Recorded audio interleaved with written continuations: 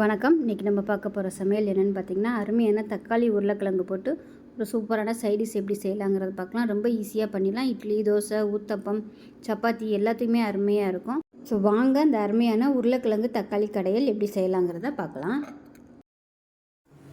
இப்போ ஒரு குக்கர் எடுத்துக்கலாம். இதில் பார்த்திங்கன்னா மீடியம் சைஸாக ஒரு 4 தக்காளி பழம் எடுத்திருக்கேன். மீடியம் சைஸாக ஒரு 4 தக்காளி இதை சேர்த்துக்கலாம். இது கூடவே ஒரு 2 பச்சை மிளகாய், ஒரு 6லேருந்து 7 பூண்டு பல் சேர்த்துக்கலாம். இதில் பார்த்திங்கன்னா ஒரு 10 சின்ன வெங்காயம், ஒரு கைப்பிடி அளவுக்கு பெரிய வெங்காயம், இதையும் பொடியாக கட் பண்ணி வச்சுருக்கேன், சேர்த்துக்கலாம். சின்ன வெங்காயத்தை வந்து முழுசாகவே சேர்த்துக்கோங்க. ஏன்னா நம்ம வந்து எல்லாத்தையும் கடையத்தான் போகிறோம், அதனால் அது வந்து பொடியாக கட் பண்ணணும்னு அவசியம் இல்லை. இதில் வந்து ஒரு 2 கைப்பிடி அளவுக்கு உருளைக்கிழங்கு கட் பண்ணி வச்சுருக்கேன், அதையும் சேர்த்துக்கலாம்.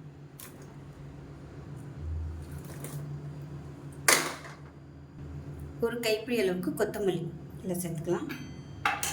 இது கூடவே 1 டேபிள் ஸ்பூன் அளவுக்கு சாம்பார் தூள், வீட்டில் வச்சுருக்க சாம்பார் தூள் சேர்த்துக்கலாம். தேவையான அளவுக்கு உப்பு சேர்த்துக்கலாம். 2 டம்ளர் அளவுக்கு தண்ணி சேர்த்துக்கலாம். இப்போ இதில் கொஞ்சமாக பெருங்காயத்தூள் சேர்த்துக்கலாம். இப்போ குக்கரை மூடி வச்சுட்டு நல்லா ஒரு 5 விசில் விட்டுட்டு ஸ்டீம் போனதுக்கப்புறம் பார்க்கலாம். இப்போ நல்லா விசில்லாம் போயிடுச்சு. இப்போ விசில் விட்டு ஸ்டீம் போயிடுச்சு. எப்படி இருக்குன்னு பார்க்கலாம். பாருங்கள், அந்த மாதிரி தான் இருக்கும். இப்போ வந்து ஒரு மேஷர் வச்சு நல்லா மசிச்சு விட்டுக்கலாம் எல்லாத்தையுமே. பிளெண்டர் இருந்துச்சுன்னா கூட நீங்கள் அந்த பிளெண்டரில் போட்டு நல்லா எல்லாத்தையும் கரைச்சி விட்டுக்கோங்க.